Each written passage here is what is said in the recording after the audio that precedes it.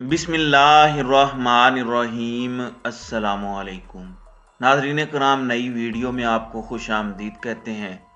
नए army chief की तैनाती को लेकर शहर इक़्तिदार में इस वक्त हलचल मची हुई है। GHQ और हुकूमत के दरमियान मुसलसल डेडलॉक बरकरार है। गो समरी कल रात हुकूमत को मौसूल हो चुकी है, मगर अभी तक नाम फाइनल नहीं हो सका। मुल्क खुदादाद के अंदर एक अजीब सियासी हब्स का आलम है। इस सब में इमरान खान खामोशी से जमान पार्क में बैठे हैं। क्या हुकूमत आर्मी चीफ की तैनाती कर पाएगी या तौहीन अदालत का मुकदमा अदालत में चलेगा? PTI का लॉन्ग मार्च इस्लामाबाद को छोड़कर अचानक रावलपिंडी क्यों मुंतकिल हुआ? आखिर रावलपिंडी में पड़ाव करने का खान का क्या मकसद हो सकता है? फिर रवात पहुंच जाने के बावजूद एक हफ्ते बाद की तारीख क्यों दी गई? क्या इमरान खान फौज के सरबराह की तैनाती पर असरअंदाज होना चाहते हैं?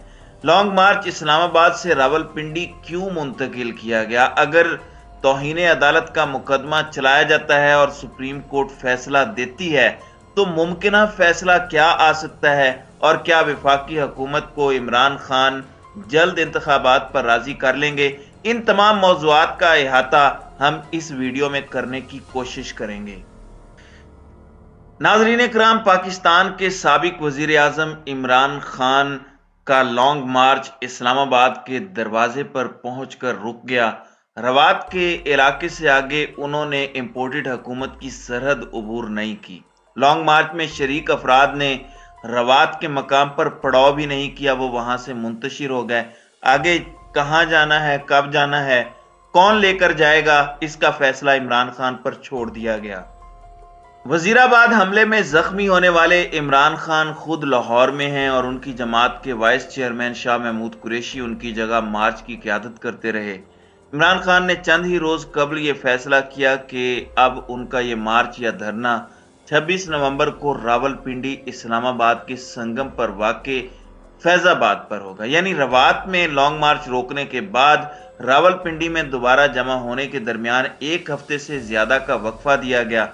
इस दौरान PTI मरी रोड रावलपिंडी में जलसे और पड़ाव की तैयारियों में मसरूफ है, जहां टेंट सिटी यानी खैमा बस्ती बनाई जा रही है।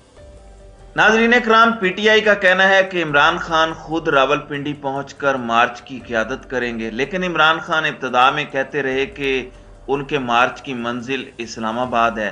तो क्या उन्होंने अपना फैसला तब्दील कर लिया है? क्या वो इस्लामाबाद नहीं जाएंगे और रावलपिंडी में ही रुकेंगे? और अगर ऐसा है तो उसकी वजह क्या है? बाद सियासी मुबस्सिरीन और तजिया कार ये बात करते रहे हैं कि इसका ताल्लुक पाकिस्तान में नए आर्मी चीफ की तैनाती से हो सकता है। उनके ख्याल में इमरान खान इब्तिदा ही से इस वक्त मार्च लेकर इस्लामाबाद या रावलपिंडी पहुंचने का इरादा रखते हैं जब मुल्क में इस बड़ी तैनाती का वक्त करीब हो। याद रहे कि नवंबर के आखिरी हफ्ते में ही पाकिस्तान में फौज के नए सरबराह की तैनाती का अमल मुकम्मल होना है, जबकि इसी मौजूदा army chief general Qamar Javed Bajwa अपनी मुद्दत मुलाजमत पूरी करके रिटायर हो जाएंगे।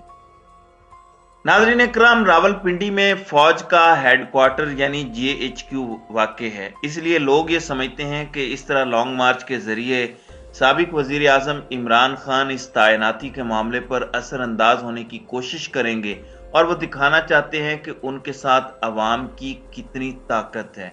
इसी तरह वो हुकूमत से जल्द नए इंतखाबात की तारीख लेने के अपने मुतालबे में कामयाबी हासिल करने की कोशिश करेंगे। वफाकी वज़रा ने भी यही दावा किया है, ताहम PTI इस तासुर की तरदीद और नफी करती रही है। उसकी क़यादत का कहना है कि उनके मार्च का आर्मी चीफ की तैनाती के मामले से कोई ताल्लुक नहीं है। PTI रहनुमाओं का कहना है कि उनकी जमात ने यह फैसला इमरान खान के जख्मों की नौयत को सामने रखते हुए किया है। इमरान खान की सेहत के हवाले से डॉक्टरों की राय के मुखालिफ कोई काम नहीं किया जाएगा और डॉक्टरों का कहना था कि उनके जख्मों की नौयत ऐसी है कि इतने वक्त से पहले उनके लिए मुमकिन नहीं होगा कि वो खुद लॉन्ग मार्च की क़यादत कर सकें। उनको दोनों टांगों में गोलियों के जख्म हैं और ये कोई मामूली बात नहीं है। जाहिरी बात है कि इससे सेहत याब होने में वक्त लग सकता है। ताहम عمران خان کی طرف سے 26 نومبر ہی کی تاریخ رکھنا اور اسلام آباد کی بجائے راولپنڈی کا رخ کرنا یقیناً ان آوازوں کو تقویت دیتا ہے جو کہتے ہیں ان کی اس چال کا تعلق آرمی چیف کی تعیناتی کے معاملے یا نئے آرمی چیف پر دباؤ ڈالنے سے ہو سکتا ہے۔ دوسری صورت میں P T I Imran Khan کی مکمل صحت یابی تک راولپنڈی سے لانگ مارچ کا دوبارہ آغاز کو مزید مؤخر کر سکتی ہے۔ آرمی چیف کی تعیناتی کے حوالے سے عمران خان پہلے کہہ چکے ہیں کہ وہ دیکھ رہے ہیں کہ معاملہ کس طرف جاتا ہے۔ ان کا کہنا تھا کہ لانگ مارچ کے مطالبات اب بھی وہی ہیں جو بنیادی طور پر مارچ شروع کرتے وقت تھے، یعنی جلد عام انتخابات۔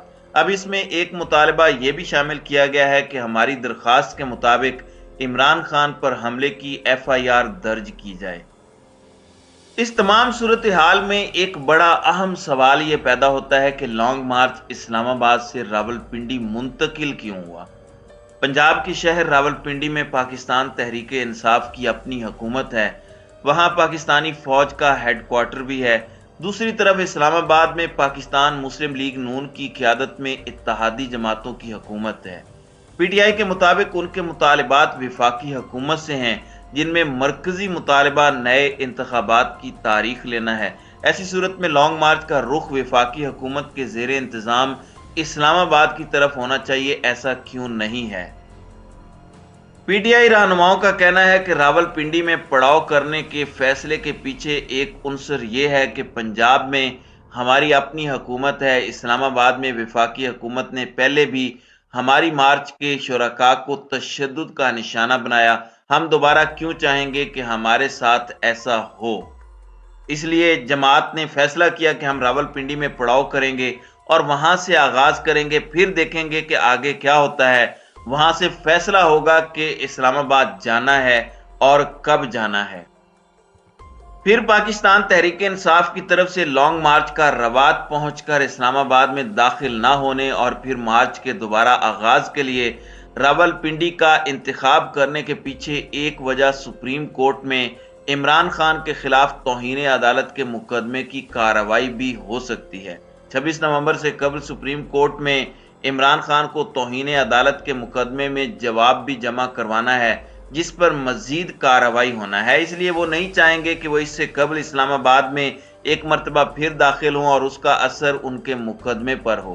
پہلے ہی ان کی طرف سے جو دفاع عدالت میں پیش کیا گیا اس کو انتہائی کمزور قرار دیا جا چکا ہے۔ عدالت نے انہیں اسلام آباد کے ریڈ زون تک نہ آنے کی ہدایت کی تھی، جبکہ عمران خان نے لانگ مارچ میں شامل صوبہ خیبر پختونخوا سے آنے والے شرکاء کو ریڈ زون جانے کی ہدایت کی تھی۔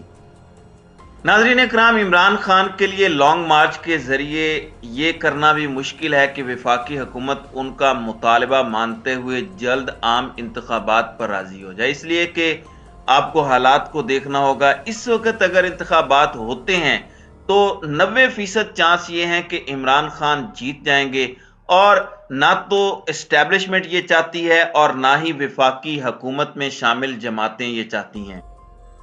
پی ڈی ایم کی کوشش ہے کہ آئندہ برس ستمبر تک معاشی حالات بہتری کی جانب جائیں، تاہم ایسا ہونا ناممکن ہے کیونکہ 93% سے اوپر پاکستان جو ہے اس کی ڈیفالٹ کی صورتحال سامنے آ چکی ہے، اور اگر جبکہ پی ڈی ایم یہ چاہتی ہے کہ وہ اچھے معاشی حالات کے ساتھ جائے تاکہ وہ زیادہ اعتماد کے ساتھ عوام کے پاس ووٹ مانگنے کے لیے جا سکیں۔ ابھی تو انہوں نے عمران خان کی حکومت کا تمام ملبہ اپنے اوپر لیا ہے اور سیاسی طور پر انہیں بھاری نقصان ہو چکا ہے۔ اگر عمران خان کی بات کی جائے تو عمران خان اپنے مطالبے پر سختی سے قائم ہے کہ حکومتی اتحاد سے اس وقت تک کوئی بات نہیں ہوگی جب تک وہ جلد انتخابات کی تاریخ نہ دے دیں۔ ہم خان صاحب کو بات کرنے کے لیے آمادہ کر سکتے ہیں، مگر پہلی شرط یہ ہے کہ جلد انتخابات کی تاریخ دے دی جائے۔ تو ناظرین اکرام، آپ کی اس ویڈیو کے حوالے سے کیا رائے ہے؟